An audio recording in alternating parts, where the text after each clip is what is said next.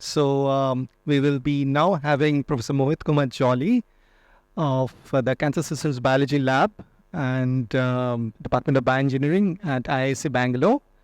Mohit, I've known for quite a while. In fact, if I'm not mistaken, Mohit, you also came here to give a job talk, right? Yeah.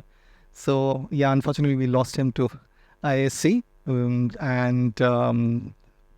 We have been talking to Mohit for a long time now about this connection between cancer and development. So it's a great pleasure to have him speak precisely on that topic. Design principles of complex cell-fed decision networks, examples in development in cancer. So this is going to be the part 1, and he's going to give the part 2 tomorrow.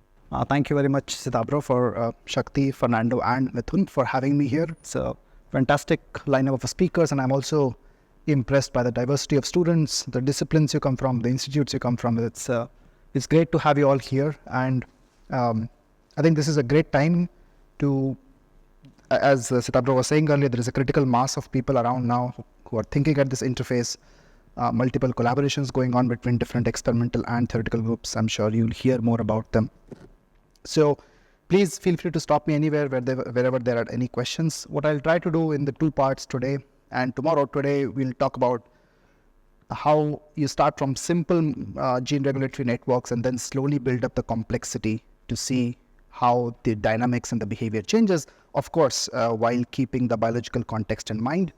And so this is more like a bottom-up approach. And tomorrow what we'll do is more a top-down approach, how you start from complex regulatory networks and see are there simple underlying principles that can be used there to understand the dynamics. Okay. So the theme of decision making has already been discussed in the first session and also during the introductory session. We're all here to try to better understand how cells take in diverse forms of information and then convert them into some discrete outputs. Those discrete outputs in this example being whether a cell will proliferate, whether a cell will move, whether a cell will differentiate, be able to survive, not go the apoptosis route, so on and so forth, right? So cells are receiving these diverse signals, which of course vary both in space and time, as Shashi talked about the developmental examples. There is ample evidence now across different biological systems that if you take a set of cells which are all isogenic in nature, which means that they all originated from the same cell, same genetic background, still you see that they respond differently to the same signal being given. Right now, there are examples of this in drug resistance, in bacteria, in cancer. So cancer cells, which some of them do get killed by the drug, but some of them acquire a different phenotype which they did not have prior to the treatment. Right. So of course, once we understand what are the different outputs of the same stimuli, how do we control the proportion of cells taking those different outputs, and eventually can we manipulate the system so as to change that proportion to our desired outcome, right?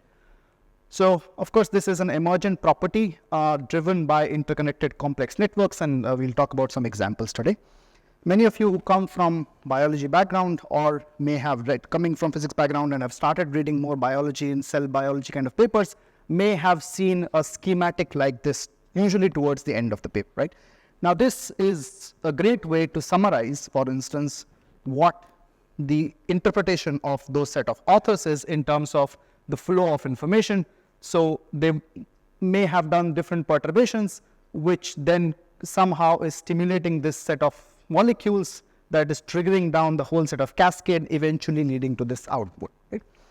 But now if I ask you, just looking at this diagram, let's say my environmental signal is oxygen, and I change percentage oxygen from 20% to 5%.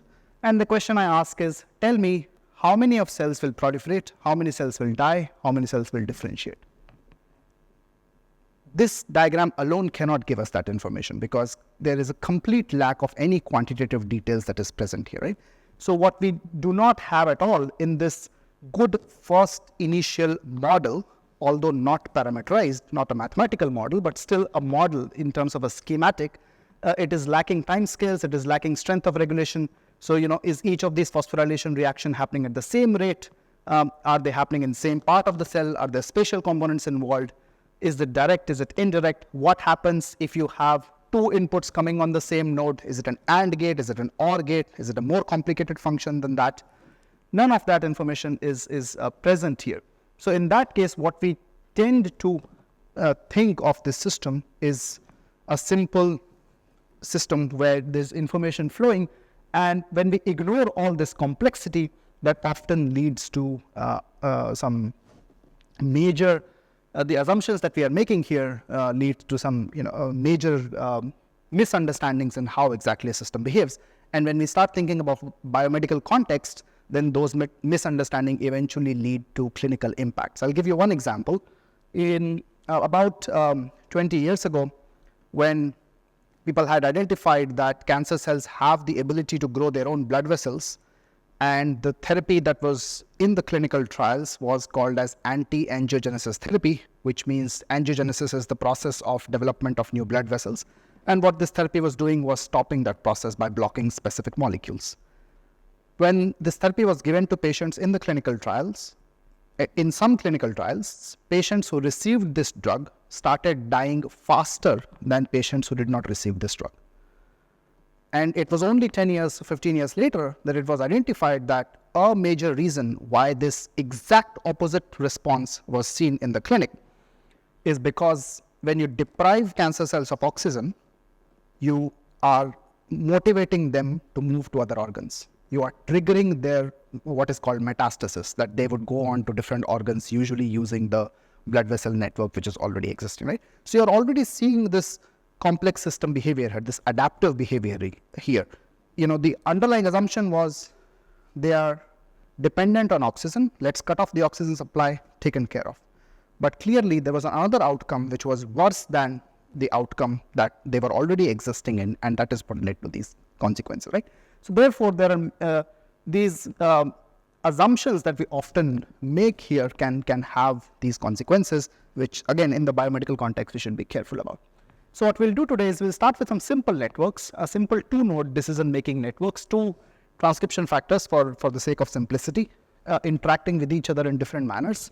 Then we extend it to 3-node, 4-node, and there are examples of this in T-cell differentiation that we have looked at, so we'll discuss that. And then we know that this is a huge simplification. Of course, these decisions are not taken by 2 or 3 or 4-node networks. Instead, they're embedded in much, much larger networks. So we also did simulations like this. We took these 2 and 3-node networks and then embedded them in much larger networks of varying density, varying sizes, and asking the question, is the dynamics unperturbed, or where exactly is the threshold that now you begin to see new dynamics which you were not seeing earlier. So these are the simplest 2-gene circuits.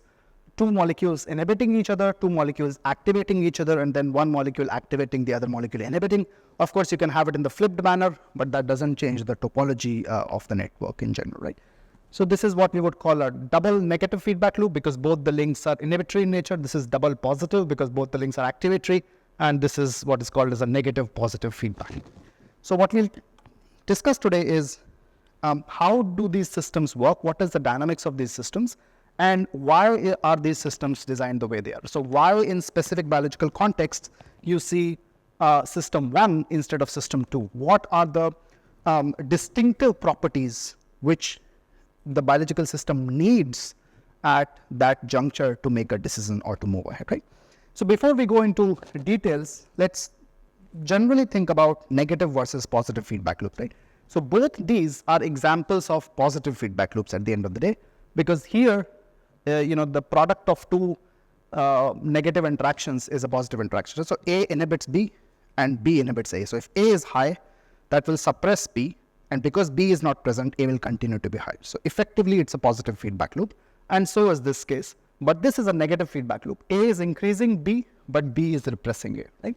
So that's the main difference. So these both are 2 forms of positive feedback loop, and this is a negative feedback loop. And negative and positive feedback loops have very different dynamics, and we'll see some examples in a minute. So let's look at the system in our body.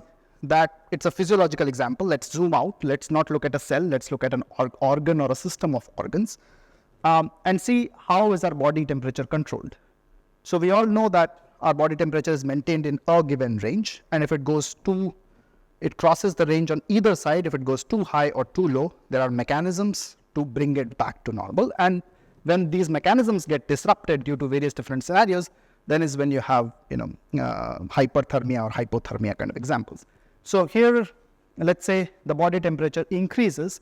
When the body temperature increases, the signal goes to the thermostat, and that activates your sweat glands. You begin to sweat, and that leads to cooling of the temperature. And also you have dilation of the skin blood vessels, and heat also is radiated from the surface of the skin. So this is a restoring force that brings the temperature down. Now let's look at the other direction. When your body temperature goes low due to certain reasons, then what you begin to have is shivering, and shivering generates more heat. And in this case, your skin blood vessels constrict, therefore preventing the heat loss from the surface. So this is also a restoring force which brings the body temperature up. So when it goes high, the system brings it to low. When it goes low, the system brings it to high, right? Let's look at another example, blood pressure. So blood volume is regulated by this molecule called aldosterone. Don't go into the details of this. The whole point is that, again, if the blood pressure increases, there are feedback loops to bring it back. And when the blood pressure decreases, there are feedback loops to bring it. Third example, glucose levels. So again, there's a homeostatic range of blood glucose levels. When it increases, what begins to happen is that body begins to store glucose now as glycogen, and that is why you see it comes back. And when it goes low, then whatever the stored glucagon was there begins to be converted to glucose. It is broken down, and therefore you see it goes up, right? So all these three examples that you saw, body temperature, glucose level, heart pressure, these are all, as you may know, also vital signs of the body, right? When you go to a doctor, your blood pressure, your temperature is measured, right? And that is a clear signal that it should be maintained in a given range. So anyone would like to comment on why are all these vital signs mostly regulated by negative feedback loops? Is there a reason? Why is this not regulated by positive feedback loops? Why are there restoring mechanisms in the body rather than if it goes high, there should be a system which makes it higher, or if it goes low, there is a system which makes it lower? Please. That will cause exponential growth of the perturbation, you mean? Right. Absolutely, right. So what you need is the whole concept of homeostasis is, what does homeostasis means? That you maintain it in a specific range, right? So it's either it's oscillating potentially, either sustained oscillations or decaying oscillations. That's a separate discussion. But nonetheless, it is maintained in a specific region with not too high amplitude. And that is when the body functions the way it is supposed to function, right? So there are reasons why all these vital signs are regulated by negative feedback loops, right? The way you can, if you want to write down a mathematical model for this, you can keep changing the variables, but the central structure of the network will not change, because that is what the body needs in this case, right? Now, these are all at organ level, right? Now, let's think about tissue level or cellular level negative feedback loops. If they exist, what is their role, and what happens in the case of cancer? So in the case of cancer, as many of you may know, our normal, the non-cancerous cells, they have something what is called as a Hayflick limit, right? So there's a limit, the number of times a cell can divide, which is maintained by the whole telomere pathway. But in cancerous cells, that limit is, through different mutations, not obeyed, and therefore cancer cells can continue to divide many more generations as compared to a normal cell, right? So there are these negative feedback loops even within a normal cell. This is one of the most well-studied one. There are multiple mathematical models for this and the more extended models of this out there, called P53, which is also the most commonly mutated gene in cancer. P53 activates transcriptionally this molecule called MDM2, and MDM2 actually binds and degrades P53, right? So this is, one of them is transcriptional, the other is a post-transcriptional scenario here. But again, let's not go into those details. Let's just think about mechanisms operating at a similar time scale, and let's think about the structure of these cases, right? So what happens when mutations in the P53 mutated version, most of them, this loop gets broken. The MDM2 is not able to degrade them, and therefore the homeostatic limit is thrown off in various cases, right? Let's look at another example. So this is within a cell. Also, there is a phenomena called as contact inhibition of proliferation, which basically means that when a cell is has to take a decision whether to divide or not, it is through various different molecules, one of which is mentioned here. It senses how many cells are present in its environment and calculates that, and based on that, a decision is taken whether to divide or not divide, which is what is called as, if there is already a high density of cells here, it chooses not to divide, and that is what is called as contact inhibition of proliferation. What happens in cancer? This molecule is lost or is mutated. Again, yet another example of negative feedback loop being broken. Please. This is what Is the Yes, we are talking of mean behaviors here. We are not getting into stochastic cell-to-cell variability concepts yet. Those are important questions, but we'll get to that later. all of these factors are Yes, absolutely. Okay. So negative feedback loops play a crucial role in homeostasis, and some examples of which get broken can lead to disruptions in organ architecture, function, eventually leading to cancer. So then the next question comes, is a positive feedback loop seen anywhere in physiology? So what would a positive feedback loop do? As was already mentioned, it would amplify the perturbation, right? So when you have amplification of perturbation, you could have more divergent responses rather than more convergent responses, right? It cannot be sustained for long, okay? Anyone, please?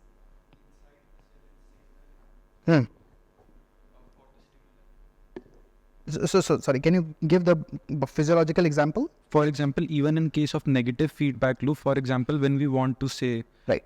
release some hormone for the negative feedback, the cells that are releasing the hormone, Yes. inside the cells there would be a positive feedback loop to give the signal itself, the amplifying molecules that will give signal to other molecules so that they can have increased simulation of But that. what will stop that eventually? Something has to stop it, right? When the signals come that the situation is maybe the So you're saying a positive, if I understood you correctly, feedback loop is triggered based on the presence of a signal. And when you remove the signal, this feedback loop goes away. Okay, that's a possibility. Any physiological examples of this? Building on what he said, it seems like if there's a virus which is attacking, then if the immune system discovers it and the virus fights back, probably the immune system would send more forces to fight. Okay. That's close to one example. I'll get to that in a minute. Any other examples? okay. The way of amplification is the hedgehog signal goes to ingredient cells and stimulates them to express hedgehog and ingredient, Okay. and the hedgehog goes to the winged cells and stimulates. Okay. So what happens after that? So some signal is being transduced in a layer of cells, right? But why is it necessary there? It maintains a high levels of the hedgehog and ingredient to maintain. Why is that gradient important? The boundaries of segment space. Okay. So you're talking about a spatial segregation in this case. In case of immune cells, when T cell binds to a MSC2 molecules basically, it releases cytokines, and then it again helps in release of more cytokines by the end proliferation of the cells, which is a positive feedback loops which helps in proliferation of T cells, which which basically ends up making the immune response more robust and more potent. Okay. I think so. All the answers given have different components which will fit in the examples that I'll present. But before I go there, so as we discussed that, right, positive feedback loops amplify a response, right? So let's say you have a signal coming in, and as was pointed out, that signal can trigger a positive feedback loop which could amplify the perturbation and take some cells to a completely different state as compared to where they were initially, right? Is that what was said? And some cells which somehow, for whatever reason, either do not respond to the signal or do not get enough signal will not be able to go to the other state, right? So you'll have, in many cases, you will have a possibility of two distinct states which are very different functionally, physiologically, molecularly, and those two states could not have emerged if this were a negative feedback. Is that okay? Okay. So now let's talk about this example. This is the example of childbirth. So when the head of the baby is stretching the mother's uterus, that is triggering a whole bunch of responses involving the nervous system, of course, that is making the contractions of the uterus even more amplified, even more powerful. And it is these contractions which is then further triggering, as was rightly pointed out in one of the answers, the release of the same molecule, oxytocin. And what happens is that this cycle continues, right? So what is the signal? The signal is the head of the baby pushing against the wall of the cervix, and that is triggering a whole set of response, eventually leading to higher and higher contractions and higher oxytocin levels. Correct? Okay. So what happens as a consequence of that? What is the final outcome? Childbirth. Okay. But that's only one state. Where is the second state? And what happens when the child is born? Then this signal disappears and the system restores. What is the second state? There is no childbirth. It just stays in there, right? If a 3-month-old baby's head is pushing, the signal, would that be strong enough to trigger this positive feedback loop and eventually get it out? Probably not. All right. So we do have cases of preterm birth and so on, but largely speaking, it is the strength of the signal which is determining whether the system would switch to a different state or not. So the system has the possibility of existing in 2 states, baby in, baby out. But what is deciding the switching between those 2 states is the strength of the signal, which is then going back to the size of the child, the time of gestation period, etc., etc. Right? So that's one example. Do you need this amplification in this case? What if this were a negative feedback loop? There will be no childbirth because the system will bring it back. So you need a positive feedback loop in this case to have that discrete event being recorded in time and at the right time. Okay? Let's take one other example which was also mentioned in some form. Blood clotting, right? So when you have a wound in your skin, or a break in the blood vessel wall, that triggers a whole set of responses such that platelets come in there and try to make a clot, and those platelets are also secreting cytokines to get more platelets there, and that is eventually leading to the clot being formed. Now we have to be careful here because unwanted clots is a cause of heart attacks. You don't want your blood to be clotted randomly, right? So there has to be some signal which cuts this off, which cuts off this positive feedback loop. In the childbirth case, what was that happening? The child being born, signal is gone. So here also there are it's a coupled positive negative feedback loop. So the negative feedback loop gets triggered only when the clot is formed and brings it back. So we are talking about we are thinking as if these are very simple cases, which they are in some cases. But they're also integrated and coupled to each other. So positive feedback loops and negative feedback loops don't exist in isolation. They are coupled to each other. They can have different time scales, etc. We are talking of a gross oversimplification as a first exercise in general. Okay. Any questions on this so far? Negative feedback loops restoring, positive feedback loops amplifying, possibly leading to 2 states, also called as the phenomena of bistability or multistability, which we'll go in more details of. Is it okay? Please. In that case, so for example, when you said say the child is in the gestation period 3 months or so, it's the strength of the signal that won't allow it for the positive feedback. To be so triggered, my yes. doubt is, how do we know it's the strength of the signal, or there may be that negative feedback, say, is there when the child is, say, some 8 months in the womb, and when it comes to 9 months, then the cycle switches to a positive feedback. How do we know that's not the case? No, I'm not saying that's not the case. That's absolutely right. That is also a possibility that somehow there is a break which is, maintaining, which is not letting the positive feedback loop being triggered. So what you're saying is that at some duration, it switches from a negative to a positive feedback loop, right? Or in other words, you remove your foot from the brake and you press on the acceleration, right? So again, there is some timer So whether you call it timer, whether you call it strength of the signal, those are different semantics to define a similar dynamical behavior. Is that acceptable? Please. So, how do time scales play a role in these feedback loops? For example, your example of a 3-month child pushing.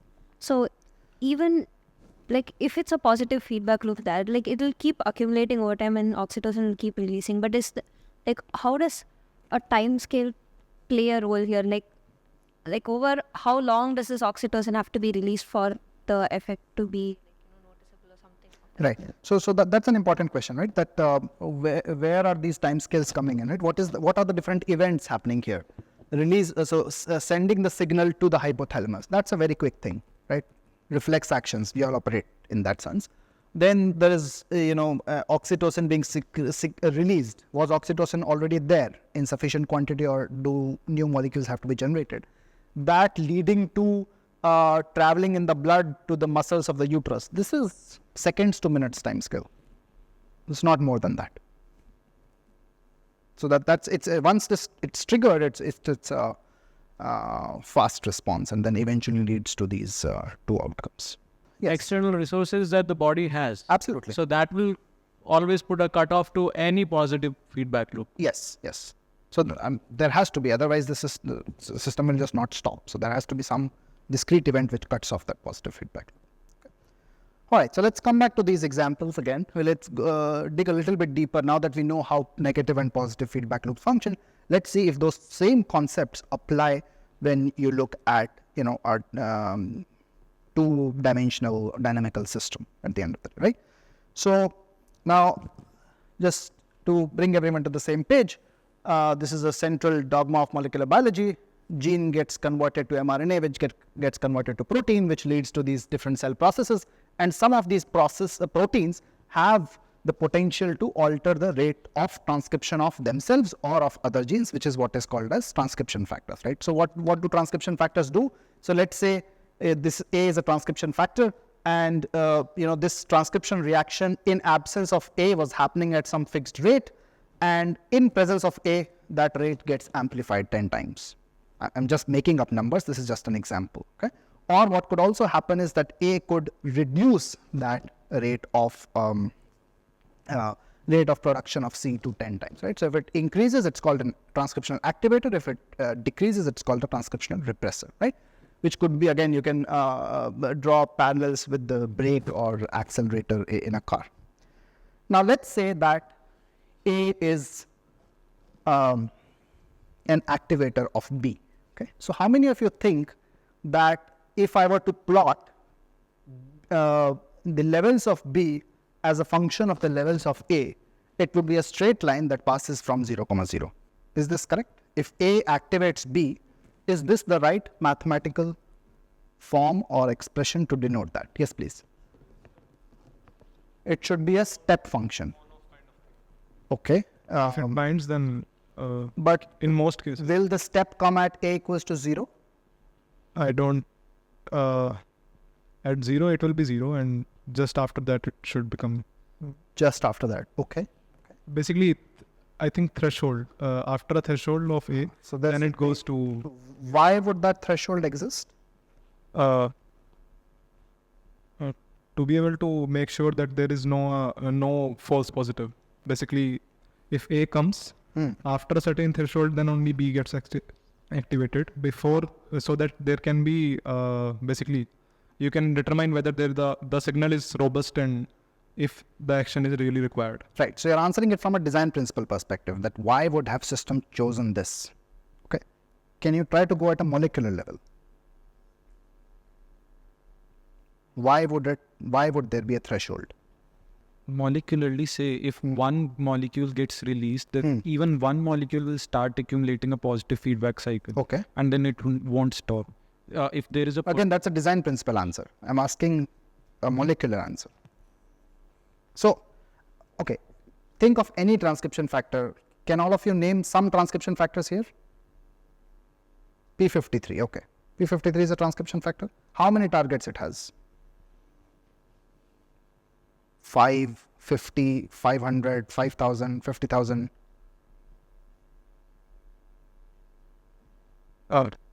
Any guesses? Just 1 second. Any guesses?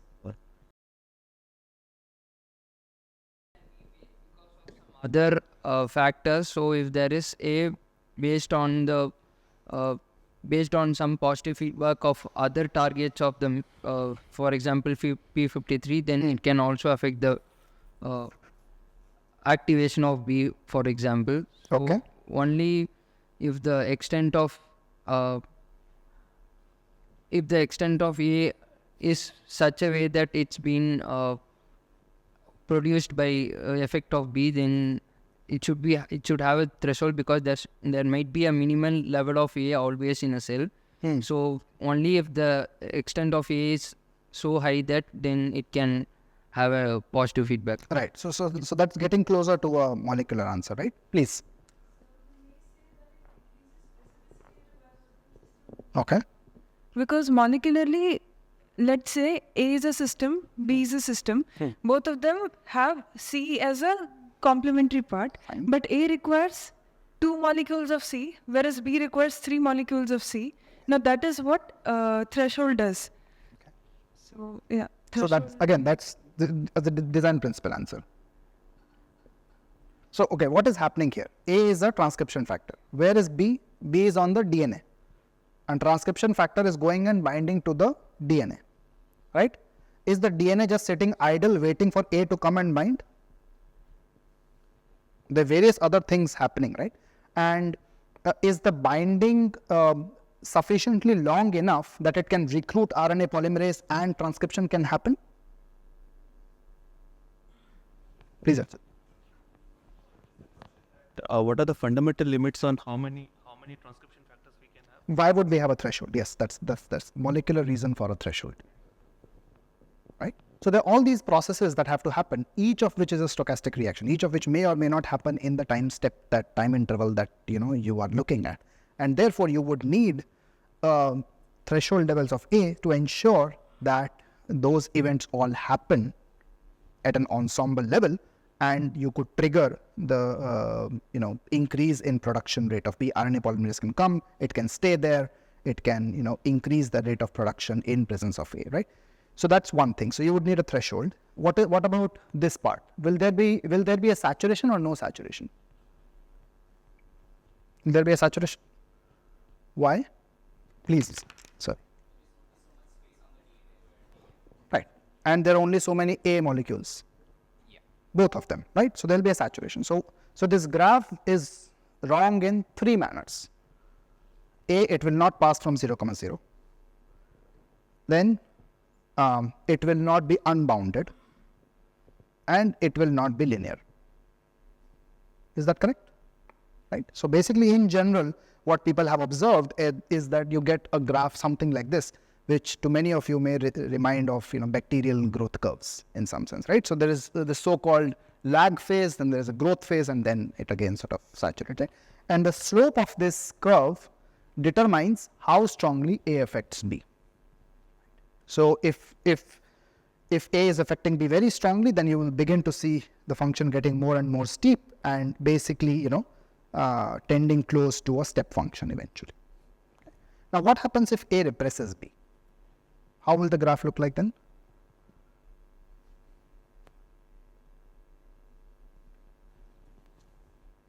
So again, there will be some threshold, right? So you will start from high levels of B, right? Because the A was low, so B's steady state levels were high.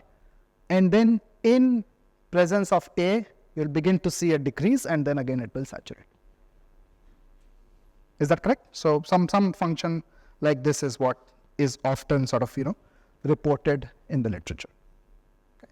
Now if I were to ask you, can you write down a mathematical expression that fits this kind of curve? What would that be? Any mathematical, please. 1 minus e to the minus x. Okay. Anyone else?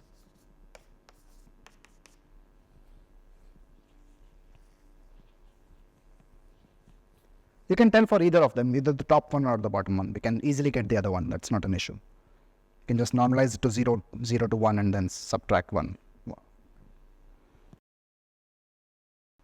How about something like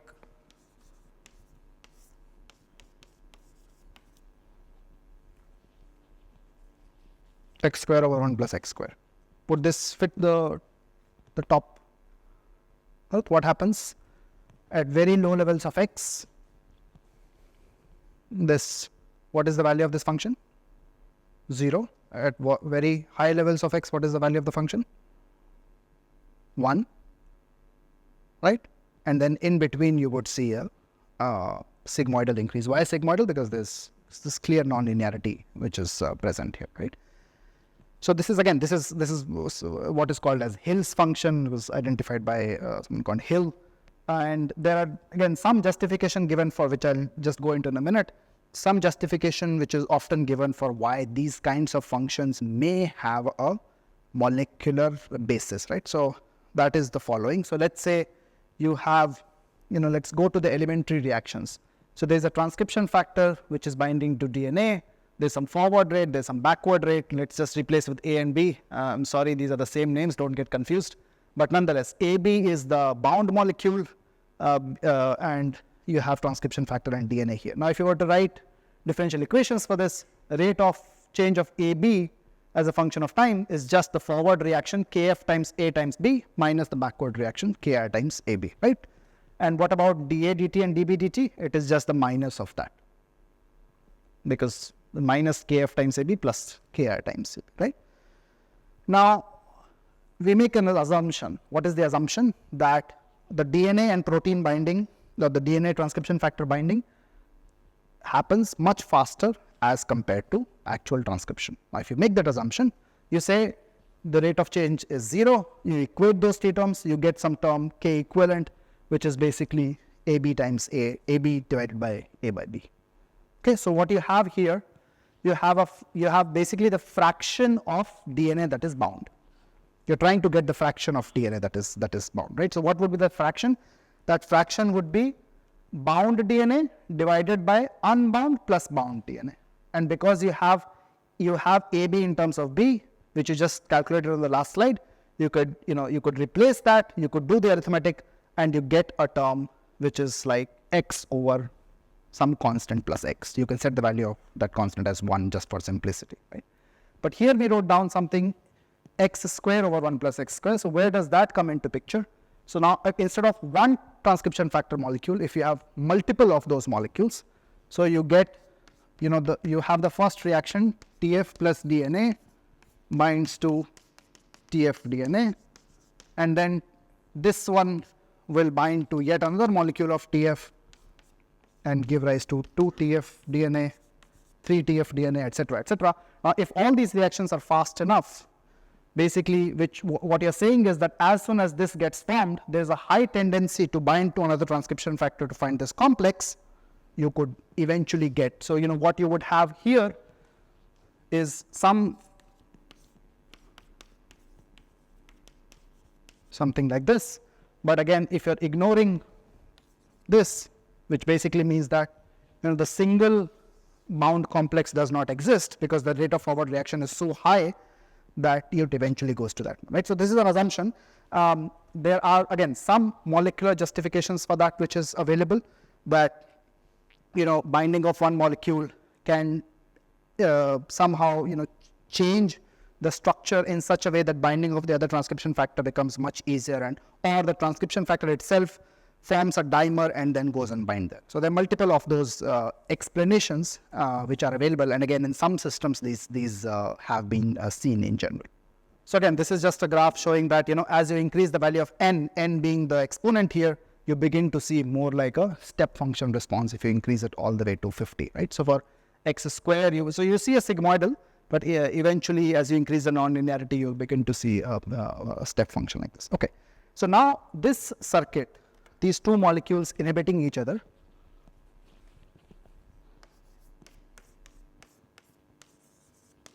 this was actually constructed synthetically. It was, and put in bacterial cells, E. coli, almost 25 years ago. And this is where synthetic biology kick started. Okay? So what they did is they made this structure, which is basically the same as what I just wrote here, and it's just written in a more complicated form. And they wrote down this set of reactions. So again, U and V are A and B. Alpha is some production rate. And again, you have this non-linearity here. And so this is the rate of production. So what this says is that rate of change of u is some constant multiplied by, because it's an inhibitory function. This is the form we wrote down for an activatory function, but if you do 1 minus it, you get 1 over 1 plus x square, which is what is written there, and then you have some constant degradation rate. Okay. So again, for the sake of simplicity, they have taken very few variables, alpha 1, alpha 2 being the production rates, and beta and gamma is the non-linearity that they have taken. Degradation rates have assumed to be of unit value in this case. Okay. Now, in this case, if you were to look at these reactions and say beta and gamma are both 1. So you have du dt equals to alpha 1 over 1 plus v minus u, and dv dt equals to alpha 2 over 1 plus u minus v. Okay. Beta and gamma are both 1. Would that lead to two discrete outputs such as u high, v low, and v high, u low? Right? If two molecules are inhibiting each other, you can get these two extreme outputs, A high, B low, or A low, B high. But would that happen for beta and gamma equals to 1? How will you figure that out? So if you want to solve these equations for steady state, so what would be you put du dt equals to 0, what do you get? You get alpha 1 over 1 plus v is equals to u. And from the second one, you get alpha 2 over 1 plus u is equals to v. Right? Now you plug in the value of u here. Sorry, you plug in the value of u here. So what do you have? You have alpha 1 over 1 plus alpha 1 over 1 plus v is equals to v. Right? You will get a quadratic in v. How many real distinct solutions can a quadratic have? A maximum of 2. Okay. And for a bistable system, how many steady states you need?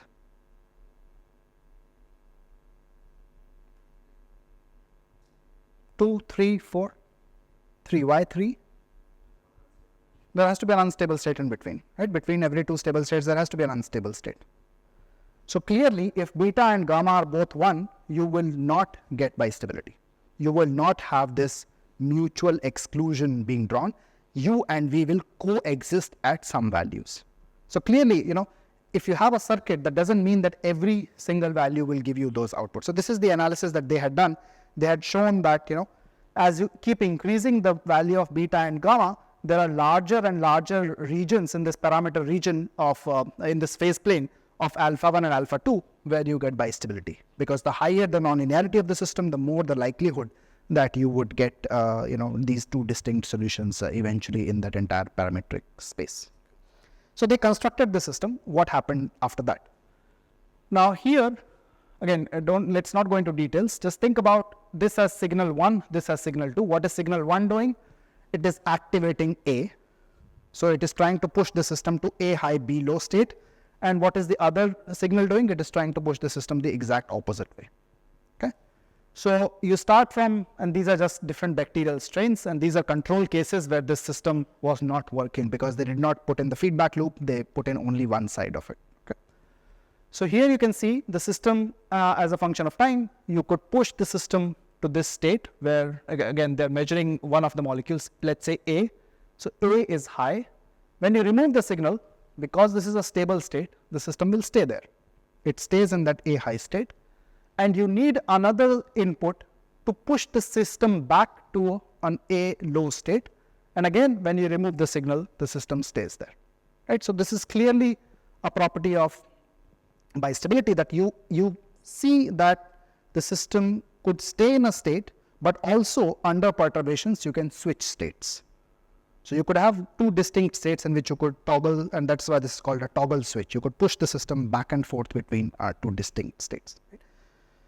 Now, what are the consequences of this kind of behavior, right? So let's say if you were given a Western blot, which is a population average behavior of a layer of a population of cells, and you increase the duration or concentration of stimulus.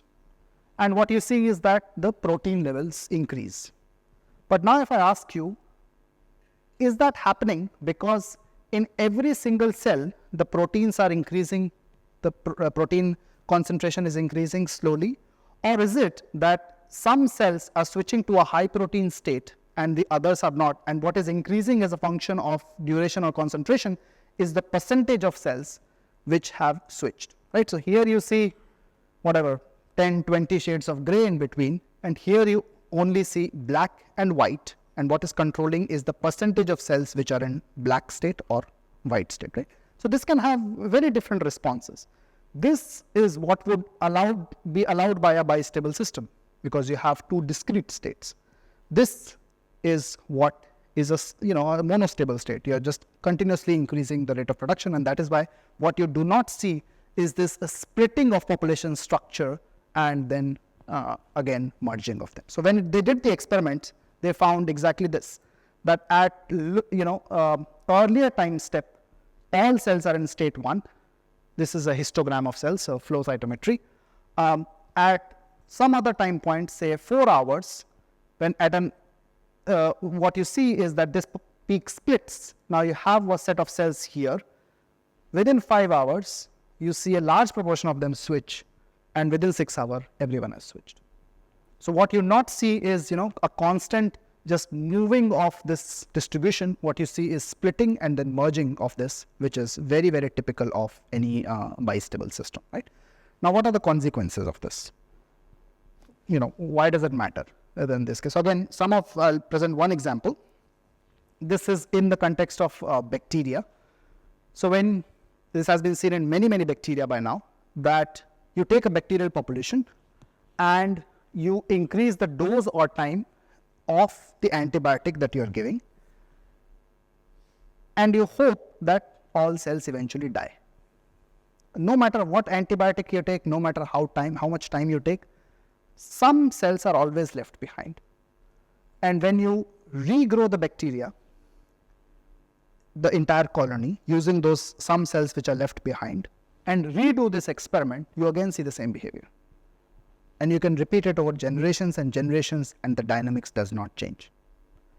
Now, if these two responses were happening because of genetic changes, that there are irreversible changes in the DNA which is causing this, then when you regrew the bacteria from that small population, what you would have seen is a curve like this, where it just does not respond to the same antibiotic, because those cells are privileged enough for whatever reason that they are not responding to that drug.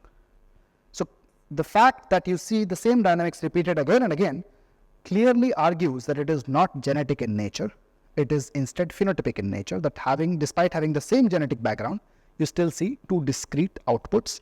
And this is what has been shown, that indeed bacterial cells have they are in a bistable system, and they can switch back and forth, and that is why you never see populations disappearing to zero. You always see some populations are left behind. And of course, the entire field is trying to work towards how do you get cells out of that second state back to a sensitive state and then eventually kill them. Okay. So this dynamics, which we talked about in a simple example, has implications in major biomedical health scenarios as well. Let's look at the other system which was constructed. So this is now 3 molecules. A inhibits B, inhibits C, and C inhibits A. So it's again like a negative feedback loop. It's not a two-dimensional system, but the dynamics are very similar. This was the second paper that appeared in that journal Nature issue when the toggle switch paper did. And again, they did show that as a function of time, you could see these oscillations in a population of cells which had this construct, and the cell population which did not have this construct, or they did not show these kinds of synchronized oscillations, right? Now, of course, you can see that the y-axis value is increasing. That's happening due to multiple reasons, because the number of cells is also growing, etc. But clearly, this dynamics was also shown 25 years ago. So, these two systems have been constructed and have been put in cells, and they behave the way dynamical systems theory would predict that these two behave, right? But since then, even the simplest extensions of that, which we will just look into, have not yet been constructed. Okay, so we will think about it, why possibly that is the case. Right? So let's go back to toggle switch. And if you look at development, right? So you have the single cell zygote here that could take any of the two branches, any of the two cell fates, and then you can continue to see how different cell fates emerge. And in most cases, what you see in this map is that there is a bifurcation happening at this, and the same progenitor cell is able to give rise to two distinct populations. At each of these branch, what you see are two transcription factors which are inhibiting each other. The name of the transcription factor can be different depending on which branch you are looking at, but eventually the two states that you see, A much greater than B or B much greater than A, are the two sister fates that you eventually get. It's like, if a progenitor cell has to decide whether to go path 1 or path 2, and those cells have to stay there, you want the other path to be switched off, and switched off reasonably strongly, right? You don't wake up next morning and your heart has become a lung, or your lung has become a heart, right? So you want these mutual exclusive kind of gene expression patterns, right? And those patterns are mediated through this feedback loop. So again, going back to the why question, right? Why would we need this? We need this because we want diversification of fates happening. You start from a single genome, but you want 200 outputs out of it. How does that happen? Because molecules are interacting with each other, giving rise to multi-stable dynamics, such that you could eventually have cells, of course, coordinated in space and time, which we are not talking about here. But you want those fates to be chosen in a reasonably non-spurious manner, right?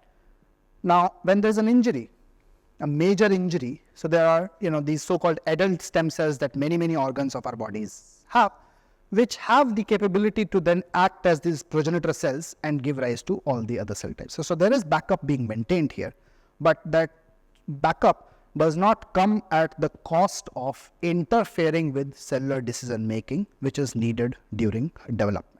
Okay? So we sort of started thinking more carefully about this, that why do most branches have 2 or maximum 3, why do most junctures have 2 or maximum 3 branches coming out? What is preventing the same progenitor cell to give rise to more than 3? Okay, so that is the question we sort of started with.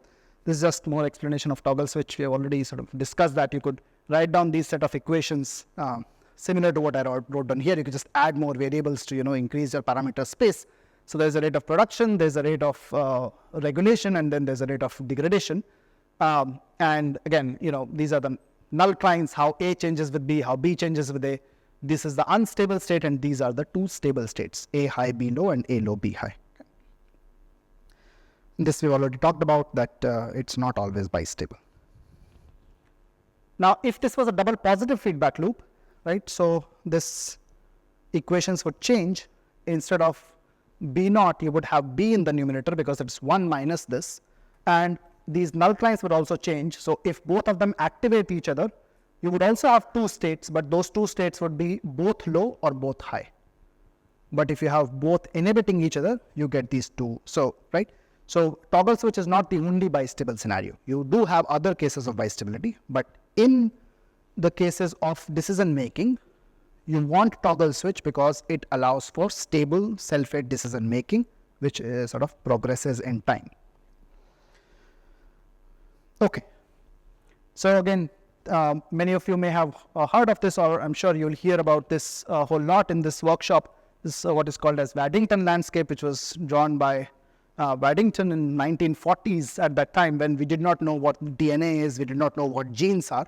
But the general idea here was that you have a cell which has the capability to give rise to multiple cell states, and as time progresses, the number of options that it could give rise to continue to decrease as a function of time, and eventually a cell ends up in one of these ridges or one of these valleys, So here a ball is representing a cell fate, and this landscape, here is representing the cell fate trajectories as they progress in time in general, right? So a ball rolling down and ending up in one of these landscape means that a so-called pluripotent cell has chosen one of those paths of differentiation. Okay, but now as we know that this is not a one-directional flow, cells could switch between these ridges, between these valleys. Cells could go up this landscape, which is what got the Nobel Prize, induced pluripotent stem cells that many of you may have heard about, which is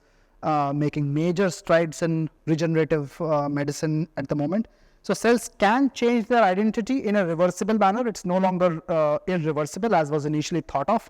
But again, they do this in a very, very controlled manner, right? So this got the Nobel Prize 2012. And I think it was published in 2007 or 8, this initial paper. Anyone would like to take a guess of what is the... So let's say if I were to take one of these so-called differentiated states, in this case, let's take fibroblasts.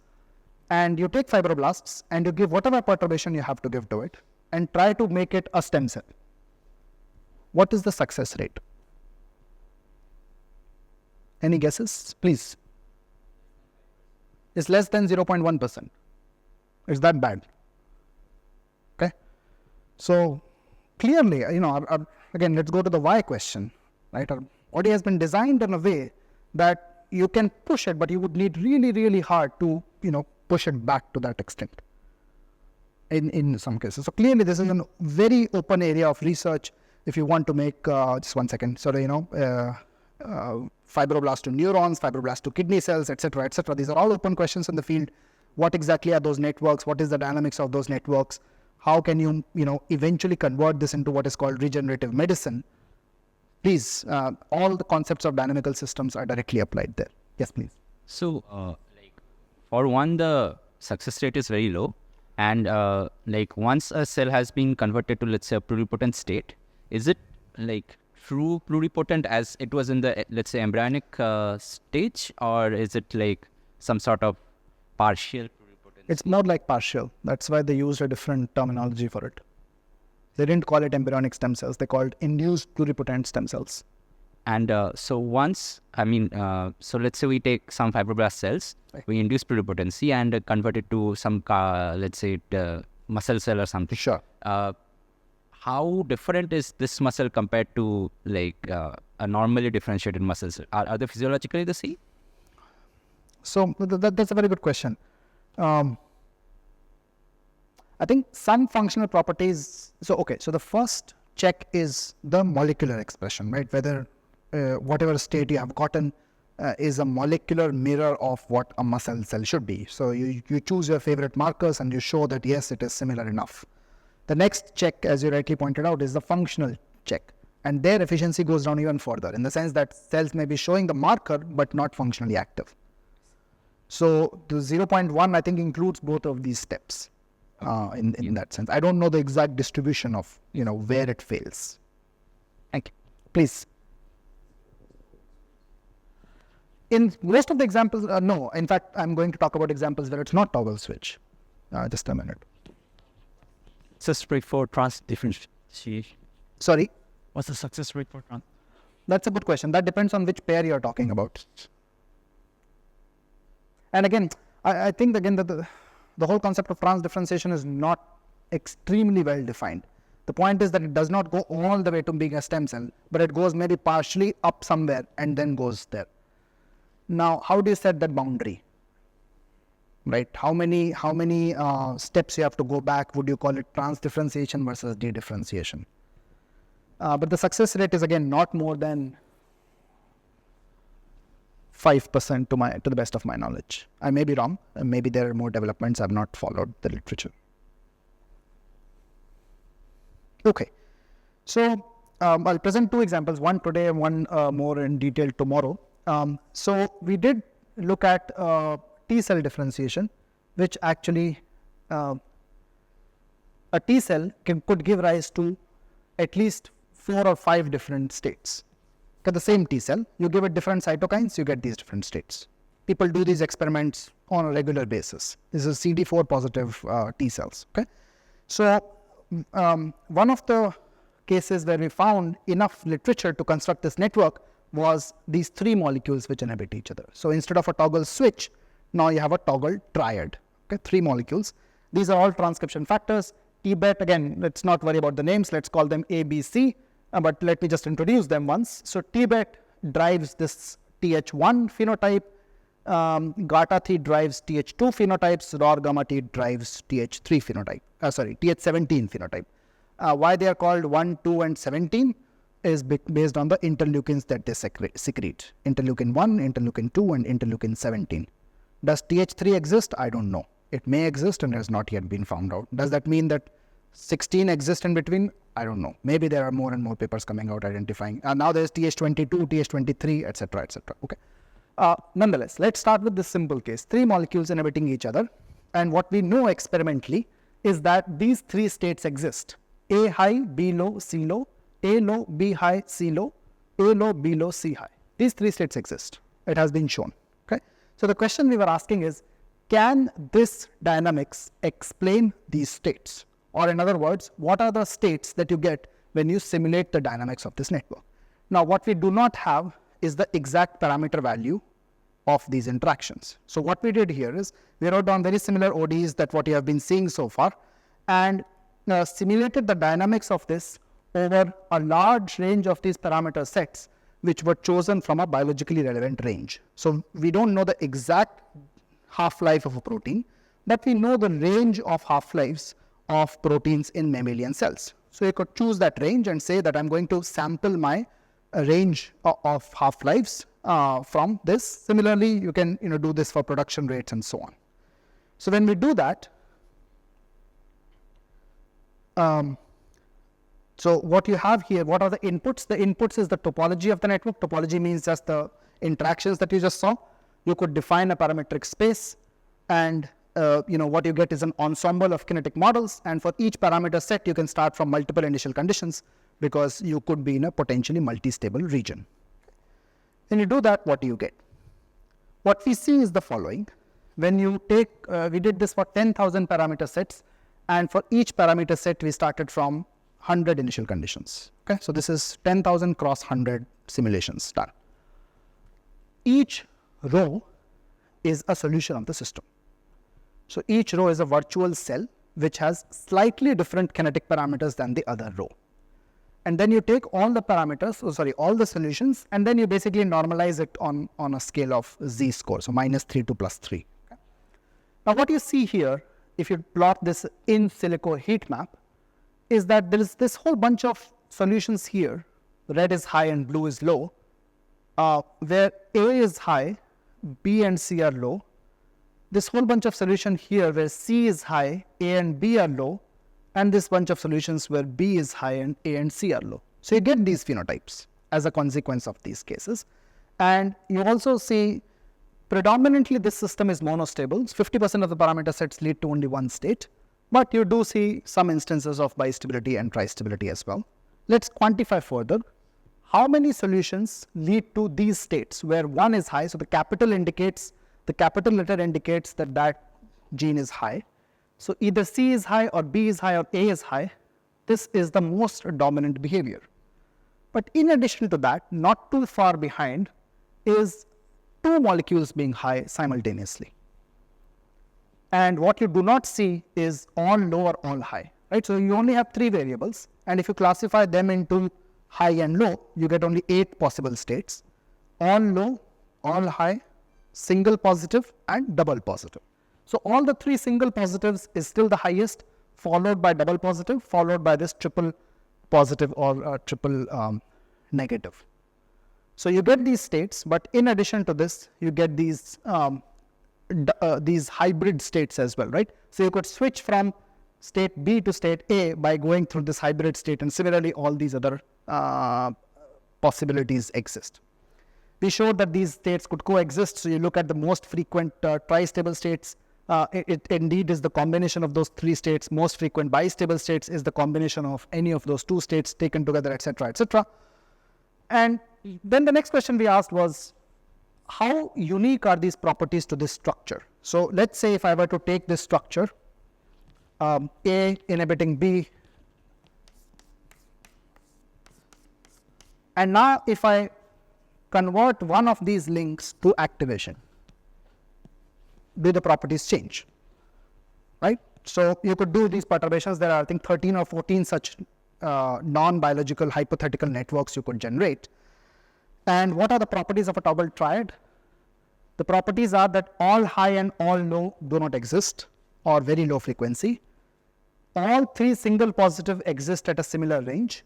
All three double positive exist at a similar range. And single positive is more than double positive. Those are the 4 properties that we saw in that graph. Okay. Now let's look at these networks. So these are the other networks where we have replaced one or more with activations. These networks, which you just saw change their color, do not follow this property. These networks do not follow this property. These networks do not follow this property. And these networks do not follow this property. So there is not even a single network which follows all the 4 properties.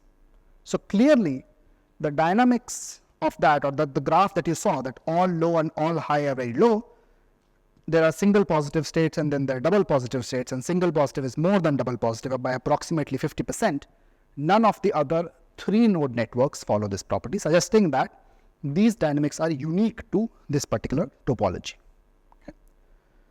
Then you could do stochastic simulations. You could take the differential equations, add a little bit of noise to it, and what you see is that yes, in time you see cells switching back and forth. So here is a region in which, so green is, this is A, this is B, this is C. So in this region, green is high, red and blue are low, so cells are in state C. Here cells are in state B, here cells are in state A. So you could actually see that these cells could switch back and forth given sufficient amount of noise which is present in the system. The other question we had was that if you now look at this system, toggle triad. So toggle switch is simple, right? Toggle switch, simple in the sense that if A goes high, then B goes low. And because B is low, A will stay high. Right? What happens here? A goes high, B goes low, C goes high, but A and C can't be high together because A and C are also inhibiting each other. Should I consider it as 2 negative cycles or totally a single positive cycle? It is not, I think it's somewhere in between. It's probably not either of them. It's some combination between. That's my first guess, but I can discuss. Sometimes you have a positive cycle, then you have multi-stability. Yes. Yes. You are getting tri-stability. Yes. So can we understand this in terms of how many positive and negative cycles we have? We can do that. In fact, now that we have those other control networks where we have replaced one or more with them, we could look at similarly the frequency of bi and tri-stability in that, and then try to see if this could be explained purely based on topology. And possibly that is when you've had that histogram, the histogram that you were showing, right? This one.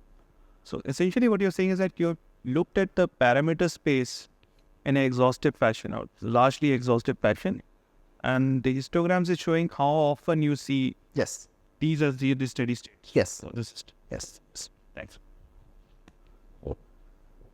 Well, I'm saying because I mean, if you don't consider it looks similar to a repressolator. Yes. You're absolutely right. So, but there's like 2 repressolators in anti-mode. So yeah, absolutely. So when we simulated this, we saw, I think, 40% of the cases it was giving oscillations. Yeah. Then we added this.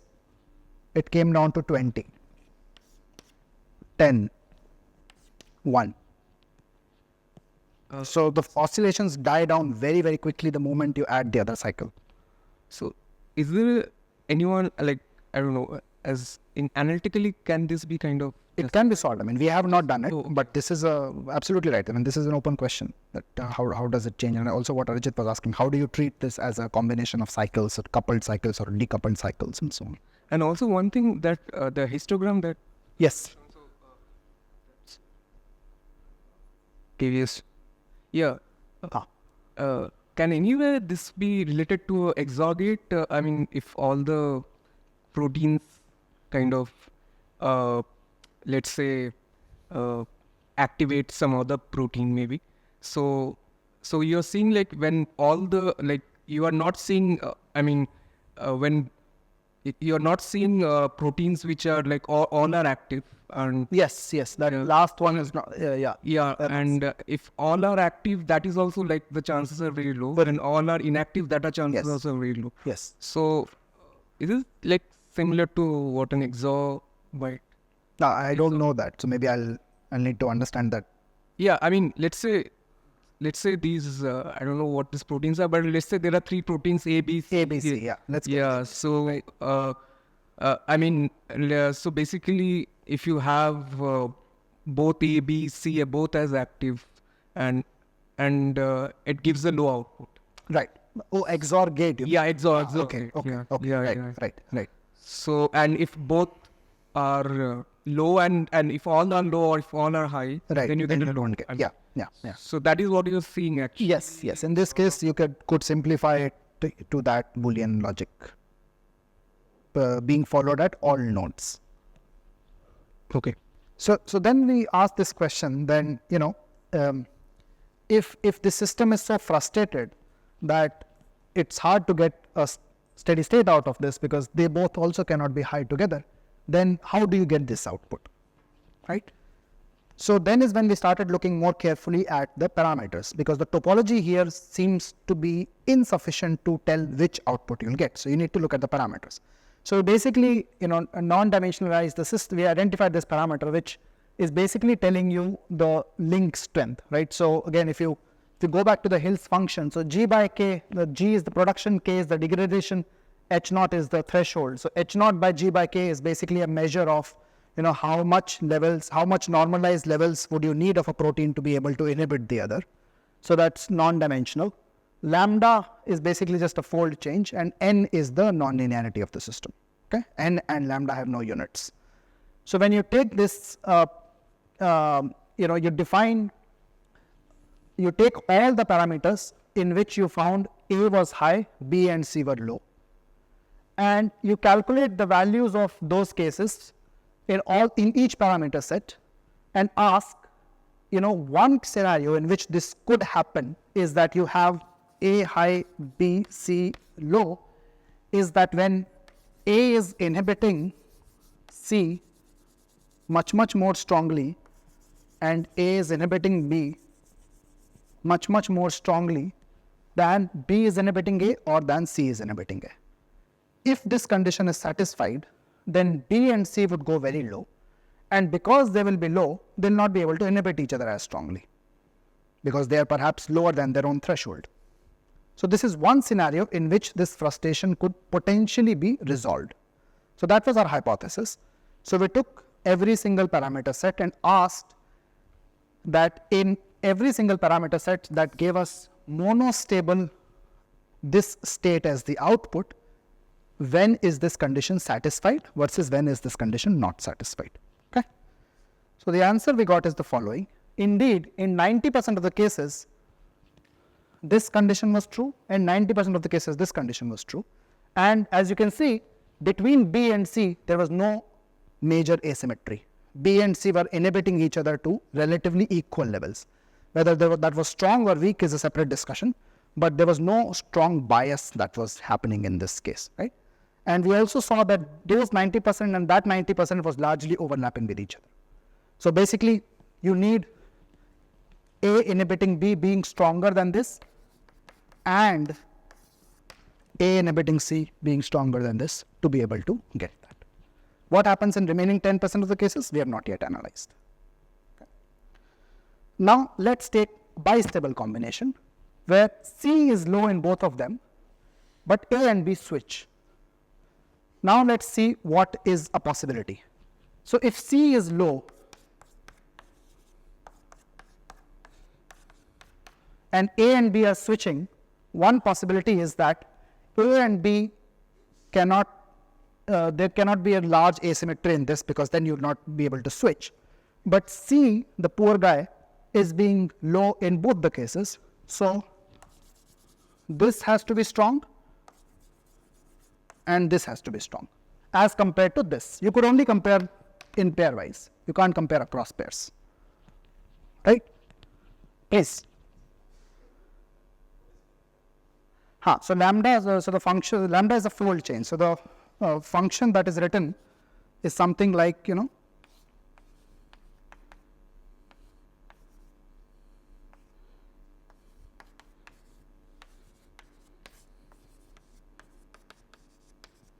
so if I put lambda equals to 1, then this function becomes 1. So there is no regulation. A is not impacting B. If lambda is much greater than 1, then the activation part is stronger. If lambda is less than 1, then the inhibition part is stronger. So it's just a way to compress parameters, that's all. So you could have both activation and inhibition in the same function. Lambda 1, no regulation. Lambda greater than 1, activation. Lambda less than 1, inhibition. And indeed, this is what we saw. A and B, there was not a major asymmetry, but C was being inhibited much more strongly by A and B to allow for that combination to happen. So basically, again, you know, you don't always get all the information from the topology. You would have to look at parametric combinations in some cases to be able to identify how you see different possible states out of it. Now, of course, this has been shown, the 3 states that we talked about, they have been well reported, but also more recently, people have shown that these hybrid states can exist stably over multiple generations in vivo. So, you know, whatever our model predicted that you would have 6 states are all have been reported in this case. We look further more detail into, you know, the RNA sequencing data, where you have in the same experiment naive cells, which means the progenitor cells, Th1 cells and Th2 cells. X and Y axis are some ensemble measure of gene expression values corresponding to these states. So what you see is that when you look at Th1 cells, Th1 signal is much stronger than Th2, and in Th2 cells, the Th2 signal is much stronger than Th1, as expected, right? You could also look at another experiment which was done that had time course data, and you could see that, you know, in both Th1 and Th2, while they started from relatively equal levels, clearly the divergence started to happen soon enough, and you could see that only increasing as a function of time. There was thankfully one experimental data set where the same cells were pushed to become Th1, Th2 and Th17. And again, you could see that in Th1 cells, the Th2 and Th17 were lower. In Th2 cells, the Th1 and 17 was lower, and in Th17 cells, everything else was lower except Th17. So basically, cells are indeed making decisions, indeed the way that our model predicts. If you have this longitudinal kind of data from the same experiments, you could make that claim. Okay, last experiment, the last network before we close. 4 molecules inhibiting each other. What do you think is going to happen? How many of you think? So there are now 16 possible states, 2 to the power 4, right? One state is all low, one state is all high. 4 states are single positive, 4 states are triple positive, and 6 states are double positive, right? It's a completely symmetric system again. And there is an example for this in T cell differentiation. How many of you think you would get single positive states?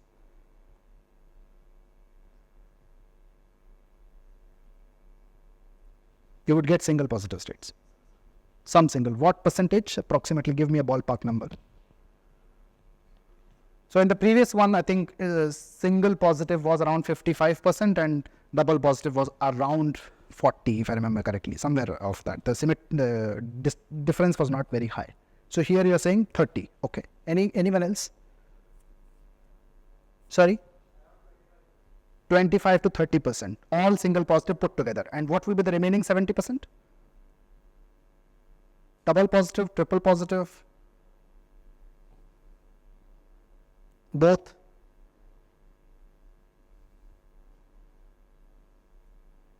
Okay, any more answers for frequency of single positive? How many of you think it would be greater than, say, 50%?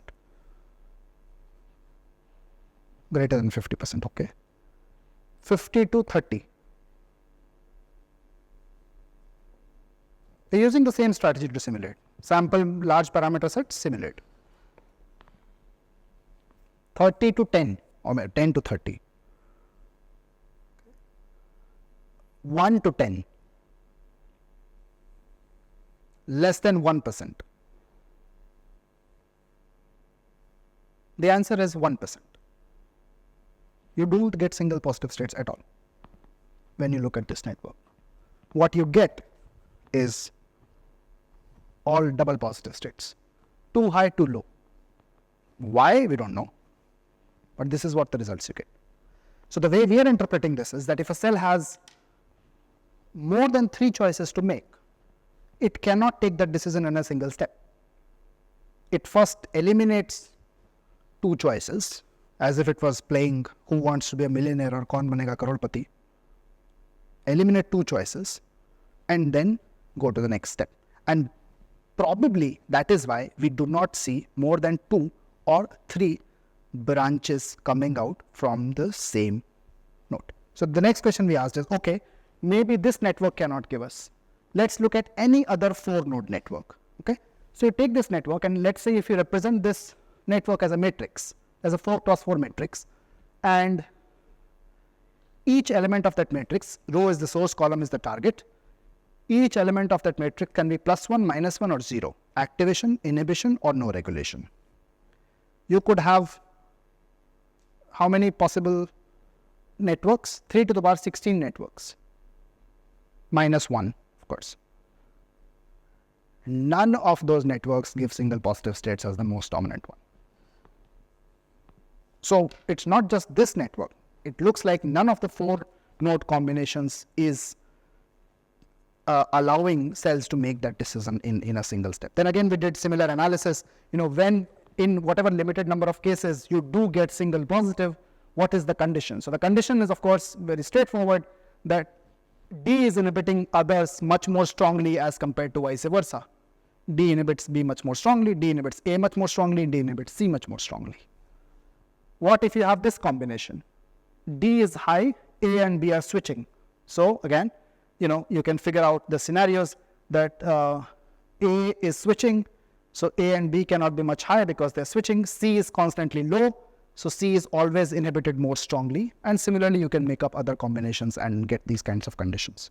You could do stochastic switching, stochastic simulations, and you can see that only 2 elements are switching at a time. So there are 2 elements which remain constantly low or constantly high, and 2 which switch from high to low or low to high. So basically what we are saying is that in this kind of a structure, you first choose any of the 6 double positive states and then eventually go to one of these 4 positive states. The last question we asked was, let's look at 8 node networks. What happens there? 6 node networks, the most frequent ones are triple positive. So it follows the pattern. Toggle switch, most frequent is single positive. Tetrahedron, most frequent is double positive. Whatever this is called, most frequent is triple positive. 8 of them, most frequent is 4 positives. So if a cell has to choose from here, if such a structure exists, I'm not saying this structure exists, but if such a network exists, it will have to cut down from 8 to 4, 4 to 2, 2 to 1. What happens if you look at odd cases? So we have already looked at toggle triad, and there we saw single positive and double positive were comparable. When we look at the 5 node one, again it's the 2 and 3 node which is most. When you look at 7, it's 3 and 4. So again, this pattern is also constantly maintained. So none of the networks beyond a toggle triad gives you single positive states as the most dominant states, and that could possibly explain why you see that this decision making cannot be done in single step. So you start from, and so far, at least I'm very surprised by this, toggle triad has not been synthetically constructed. 25 years since toggle switch was constructed synthetically. It's just one more node that has to be added. And the synthetic biology colleagues I have spoken to also do not know of any such effort which was successful. It was done, but perhaps it was not successful. So clearly, you start from a single simple network and just add a little bit more complexity in the dynamics changes. Add one more variable, and you see a fundamentally different dynamics, which again has a reason. I'm not saying we understand the reason, which matches with what is done experimentally. Why 3 is the limit? I have no answers. That is something which we are still thinking about. Okay, thank you very much for your attention, and I'll continue tomorrow.